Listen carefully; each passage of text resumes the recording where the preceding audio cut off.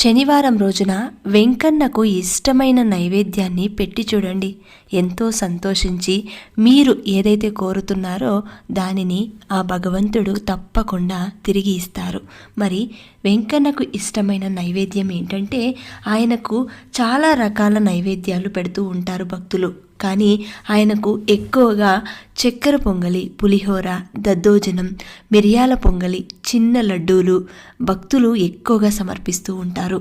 ఇంకా వారి శక్తి కొలది వడ, దోశ, జిలేబీ, పెద్ద లడ్డూలు, మురుకులు, పెద్ద పెద్ద వడలు ఇలాంటివి వారి శక్తి కొలది పెడుతూ ఉంటారు. కానీ భగవంతునికి ఎప్పుడూ కూడా భక్తితో, శ్రద్ధతో, నమ్మకంతో మీరు చేస్తున్న ఏ చిన్న పనైనా సరే ఆ భగవంతుడు స్వీకరిస్తారు. ఆఖరికి ఇన్ని నైవేద్యాలు పెట్టాలా అంటే తప్పనిసరి అయితే కాదు, చిన్న గ్లాస్లో పచ్చి పాలు పెట్టినా సరే స్వీకరిస్తారు.